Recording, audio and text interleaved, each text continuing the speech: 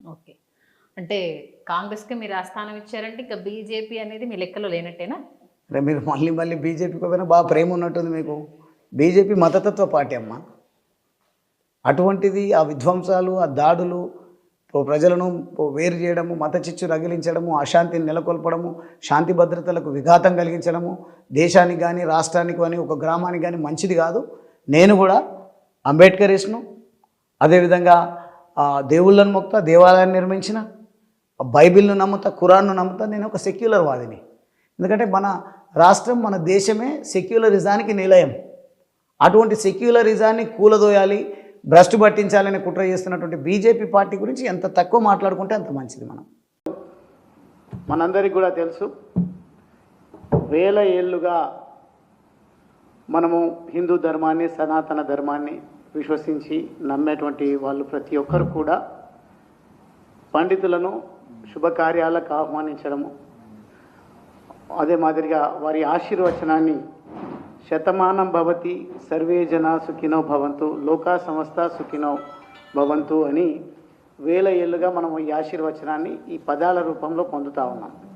కానీ ఈరోజు నోటికి వచ్చినట్టుగా తిడుతున్నారా, ఏం చేస్తున్నారో అర్థమవుతలేదు అని సనాతన ధర్మాన్ని కించపరిచే విధంగా మాట్లాడినటువంటి ఈ తుంగతుర్తి శాసనసభ్యుని పైన ఇప్పటి వరకు కాంగ్రెస్ పార్టీ చర్యలు తీసుకోకపోగా, నిన్న మొన్న రేవంత్ రెడ్డి గారు మాట్లాడుతూ నేను పెద్ద హిందూ ధర్మాన్ని అనుకరిస్తూ నడుస్తూ ఉంటా, ధర్మం పైన నాకు కర్మ సిద్ధాంతం పైన నమ్మకం ఉంది అని మాట్లాడుతున్నాడు. కానీ కర్మ సిద్ధాంతం పైన నీకు ఏం నమ్మకం ఉందో తెలియదు రేవంత్ రెడ్డి, కానీ నీ కర్తవ్యాన్ని మాత్రం నిరూపించుకోవాల్సినటువంటి అవసరం ఉంది.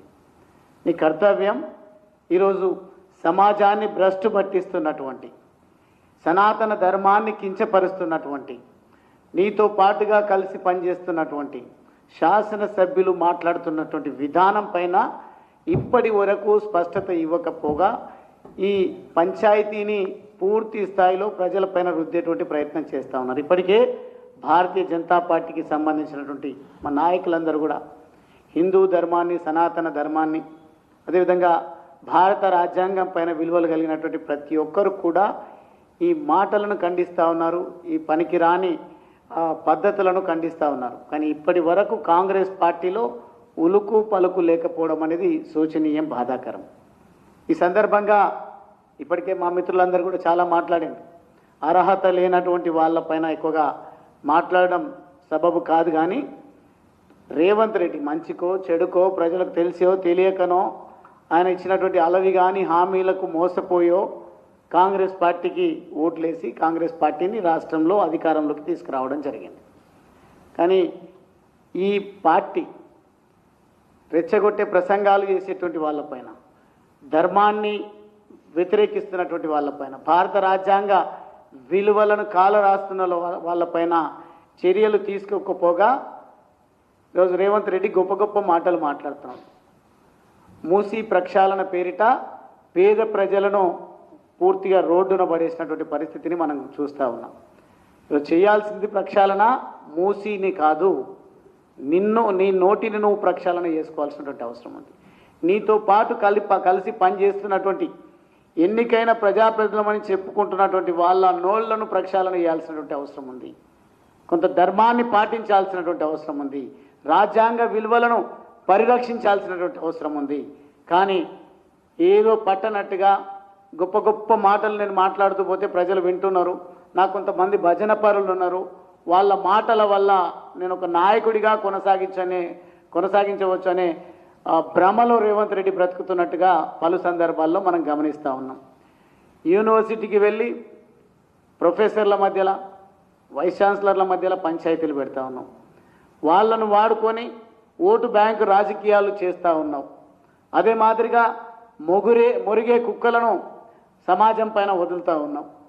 ఇటువంటి పద్ధతులకు గనక స్వస్తి చెప్పకపోతే మిస్టర్ రేవంత్ రెడ్డి తప్పకుండా ఏదైతే కర్మ సిద్ధాంతం గురించి నువ్వు గొప్పగా మాట్లాడుతూ ఉన్నావో, నేను కర్మ వెంటాడుతూనే ఉంటుంది. ఖచ్చితంగా భారతీయ జనతా పార్టీ నిన్ను గద్దె దించే వరకు కూడా వదిలిపెట్టదు అని ఈ సందర్భంగా రేవంత్ రెడ్డి గారికి హెచ్చరిక చేస్తూ ఉన్నా. కాంగ్రెస్ పార్టీ మొత్తం కూడా ఈరోజు పలు సందర్భాల్లో మనం చూస్తూ ఉన్నాం. ఇంతకుముందు మా మిత్రులు స్పోక్స్ పర్సన్ అధికార ప్రతినిధి గారు చెప్పినట్టుగా మేము రేవంత్ దీన్ అని మాట్లాడతాం, లేదంటే ముస్లిం అంటే కాంగ్రెస్, కాంగ్రెస్ అంటే ముస్లిం అని ఓటు బ్యాంక్ రాజకీయాల కోసం ప్రజల మధ్య ఆంతర్యాలు సృష్టిస్తామంటే చూస్తూ ఊరుకోవడానికి భారత పౌరులు సిద్ధంగా లేరు. జాతిని అవమానపరిచే విధంగా, ధర్మాన్ని కించపరిచే విధంగా మాట్లాడుతూ పోతూ ఉంటామంటే చూస్తూ ఊరుకోవడానికి ఎవరు కూడా సిద్ధంగా లేరు. దయచేసి వెంటనే మా మిత్రులు మా పార్టీ పెట్టినటువంటి డిమాండ్ విషయంలో కాంగ్రెస్ పార్టీ అధ్యక్షులు కానీ, కాంగ్రెస్ పార్టీ పెద్దలు కానీ, ముఖ్యంగా ముఖ్యమంత్రి రేవంత్ రెడ్డి వెంటనే ఏం చర్యలు చేపడతా ఉన్నారో సమాధానం చెప్పాల్సినటువంటి అవసరం ఉంది. ఒకవేళ కనుక మీరు వినట్టుగా కావాలని మీరే రెచ్చగొడుతూ ఈరోజు దళితులు అంటేనే మేము ఎట్లయినా వాడుకుంటాం, లేదంటే ఎవరినైనా తీసుకొచ్చి దళితుల కింద మేము చూపిస్తాం, ఓటు బ్యాంక్ రాజకీయాలు చేస్తామంటే మాత్రం ఎట్టి పరిస్థితుల్లో ఎవరు కూడా సహించరు అనే విషయాన్ని ఈ సందర్భంగా నేను తెలియజేస్తూ, మూసి ప్రక్షాళన కంటే ముందు మీ నోళ్లను ప్రక్షాళన చేసుకోండి అని రేవంత్ రెడ్డి గారికి హెచ్చరిక చేస్తూ, ముఖ్యంగా ఈ మధ్యకాలంలో మనం గమనిస్తూ ఉన్నాం, పేద ప్రజల ఇళ్లను కూలుస్తూ ఒక లక్ష్యం లేకుండా, ఒక విజన్ లేకుండా, ఒక ప్రత్యామ్నాయానికి సంబంధించిన ఏర్పాట్లు చేయకుండా ప్రజలను రోడ్లపైకి తీసుకొస్తున్నటువంటి ముఖ్యమంత్రి కాంగ్రెస్ ప్రభుత్వం ఖచ్చితంగా ప్రజల ఆగ్రహానికి గురిగాక తప్పదు. ముఖ్యంగా ఈరోజు మందుల సామేలు కానీ, మందు సామేలు కానీ ఎవరైనా ఉండొచ్చు, కానీ ఈరోజు అటువంటి వాళ్ళందరూ కూడా మీరు ఒకవేళ నిజంగా దళితులే అయితే, దళితుల పట్ల మీకు ప్రేమే ఉంటే, నేను అసెంబ్లీలో మాట్లాడినటువంటి విషయాలపైన ఒక్కసారి మీరు సమాచారాన్ని తీసుకుని ఒకసారి అసైన్డ్ భూముల విషయంలో దళితులకు అప్పుడున్నటువంటి ప్రభుత్వం కూడా అదే మాదిరిగా చేసింది. అందుకే గతంలో బీఆర్ఎస్ పార్టీలో ఉండి కూడా ఏ అవకాశాల కోసం వెంపర్లాడకుండా ఈరోజు దేశాన్ని, ధర్మాన్ని, పేద ప్రజల పరిరక్షణ కోసం పాటుపడుతున్నటువంటి భారతీయ జనతా పార్టీని ఎంచుకొని నేను ఈ పార్టీలోకి రావడం జరిగింది. అప్పుడు నేను పెట్టినటువంటి డిమాండ్ల విషయంలో ఎట్లయితే చిన్న చూపు చూసిందో బీఆర్ఎస్ ప్రభుత్వం, అందుకే తగిన మూల్యం చెల్లించుకోవాల్సి వచ్చింది. అసైన్డ్ భూములకు హక్కులు కల్పించండి, పోరంబోగు భూములను నమ్ముకొని ఉంటున్నటువంటి పేదలకు ఒక ఉపాధి దొరికే విధంగా చర్యలు చేపట్టండి అని అంటే ఆ పార్టీ, ఆ ప్రభుత్వం పట్టించుకోలేదు. ఇప్పుడున్నటువంటి ఈ కాంగ్రెస్ ప్రభుత్వం రకరకాల కార్యక్రమాలను రూపకల్పన చేసింది. చేవెళ్లలో దళితులను ఉద్ధరిస్తామని పెద్ద పెద్ద ప్రసంగాలు చేసింది. దళితులకు సంబంధించి ఎటువంటి కార్యాచరణ చేపట్టకపోగా నేను అసైన్డ్ భూములకు హక్కులు కల్పించండి అని చెప్పినటువంటి విషయంలో ఇప్పటికి కూడా ప్రభుత్వం స్పందించడం లేదు. సిగ్గులేని దళిత శాసనసభ్యులు, మంత్రులు ఇప్పటికి కూడా ముఖ్యమంత్రిని ప్రభావితం చేయలేకపోతా ఉన్నారు. దళితుల పక్షాన గలం విప్పలేకపోతా ఉన్నారు. కానీ పనికిరాని మాటలతోన సంచలనాలు చేసి ఒక ప్రత్యేక ఆకర్షణగా నిలిచేటువంటి ప్రయత్నం వాళ్ళు చేస్తూ ఉన్నారు. కాబట్టి ఈ సందర్భంగా నేను డిమాండ్ చేస్తూ ఉన్నా, వెంటనే భూములు కోల్పోతున్నటువంటి, ఇళ్ళు కోల్పోతున్నటువంటి మీరు గడ్డపార ప్రయోగించి గడ్డపార ప్రభుత్వంతోన ప్రజలను ఇబ్బంది పెట్టేటువంటి ప్రయత్నం మీరు ఏదైతే చేస్తూ ఉన్నారో దీనికి స్వస్తి చెప్పాల్సినటువంటి అవసరం ఉంది. వెంటనే అసైన్డ్ భూములకు హక్కులు కల్పించండి.